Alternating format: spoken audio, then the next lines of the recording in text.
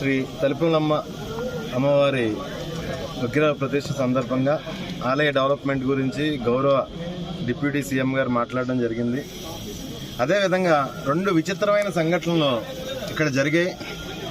యాక్చువల్గా నేను ఎంతో భయభక్తులతో అమ్మవారి పట్ల చాలా భయపడి ఎట్టి పరిస్థితుల్లోనూ స్వయంభూ అమ్మవారి విగ్రహాన్ని టచ్ చేయకుండా కదపకుండా ఆలయాన్ని డెవలప్ చేసి ఉద్దేశంతో మేము కింద బాలాలయం ఏర్పాటు చేయడం జరిగింది.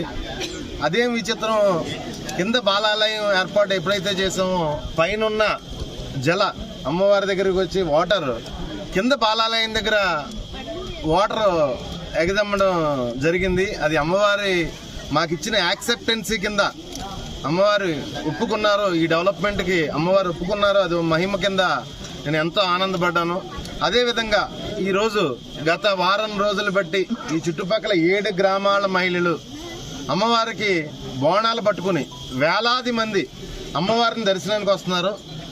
వారు దర్శించినంతసేపు అమ్మవారు మొహం స్వయంభూ అమ్మవారి మొహం నవ్వుతూ ఉండడం అదొక విచిత్రం. వారు ఈ మహిళలు చుట్టుపక్కల గ్రామాల్లో ఉన్న మహిళలందరూ దర్శించినంతసేపు అమ్మవారు నవ్వుతూ ఉండడం, మళ్ళీ మొహం మళ్ళీ మామూలుగా అవడం, ఇదంతా కూడా అమ్మవారి మహిమ కింద నేను భావిస్తూ ఈ అదృష్టం నాకు కలగజేసిన అమ్మవారికి, అదేవిధంగా ఈ రాష్ట్ర ప్రజలకు, ముఖ్యంగా రాష్ట్ర ముఖ్యమంత్రి గారికి, మా డిప్యూటీ సీఎం గారికి కూడా అమ్మవారి ఆశీస్సులు పరిపూర్ణంగా ఉండాలని మనస్ఫూర్తిగా కోరుకుంటున్నాను.